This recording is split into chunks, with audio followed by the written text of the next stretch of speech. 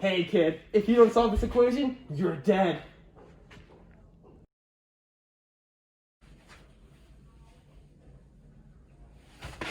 What did you choose for the values of A and B? Well, I made A 45 degrees and B 135 degrees. Oh, how did you convert these two?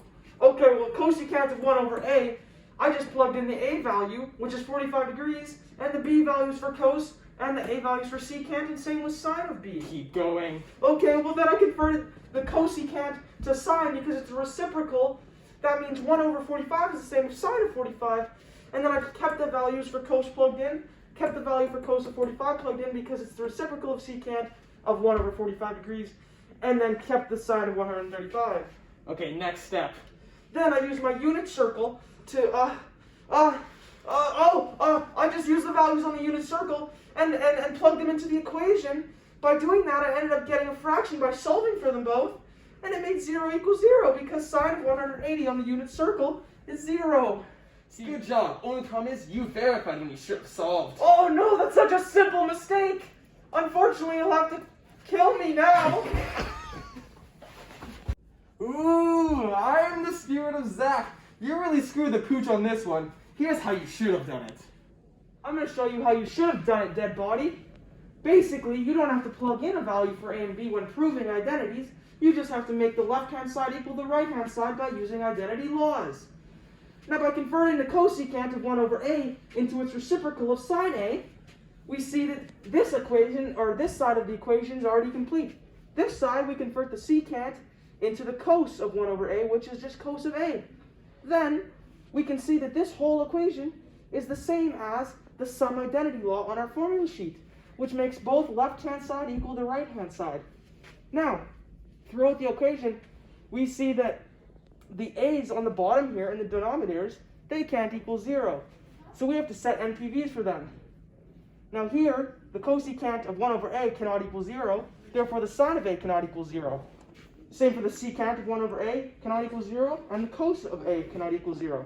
Therefore, we know that for the cosecant and secant, our values cannot be 0 degrees or 180 degrees, and the values associated with them on the unit diagram, the unit circle, sorry.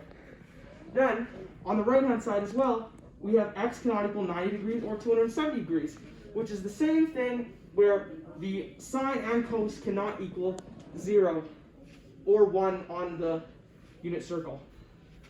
Then, we can do our full general form here, showing that any multiple of pi over 2, which will be all 4 spots on the unit circle, cannot be 0, which makes this whole general form correct. Okay, how about this? I'll give you one more shot. Whoa! Whole nother burst of energy! Macaroni! He's alive! What do I do now? That equation! No! Okay, explain.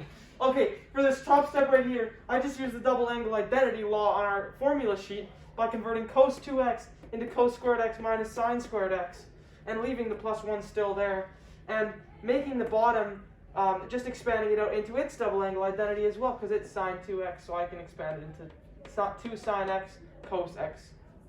Okay, well then the next step, I just use the Pythagorean identity to do plus 1 minus sine x, which is just another formula that I can convert into cos squared x 2.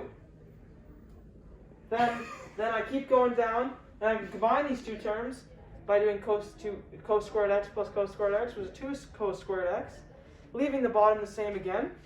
I can then cancel terms, the 2's, 1 cos there, then we have just cos x over sine x, which leaves us with our final equation where we have the left-hand side equaling the right-hand side. Our cos x, because it's in the denominator, some parts cannot equal 0. Same with the sine x cannot equal 0, which means that 90 degrees, 0 degrees, 270 degrees, and 360 degrees, it can't equal. And that's proven in the general form by saying pi over 2 plus any multiple of pi over 2, you just can't do it. Great job. Only problem is you proved it instead of verifying. What? No! Oh, stupid dead Zac, I have to do this again? I now have to verify the equation, you can't even do that right? Okay, anyways, let me write this out. Okay, so this is actually a really easy one, you stupid. Okay, so we're going to make x equal pi over 4. We can plug in the values to this equation, and by doing that, this equation immediately simplifies to 0, okay? And we can immediately say that if that's 0, then we still have the plus 1 there. We already have 1 over 1 on the left side.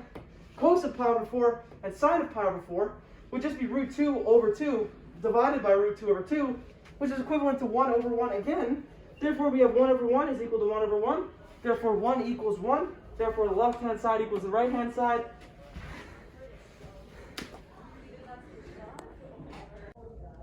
You can prove this graphically as well. However, there won't be MPVs.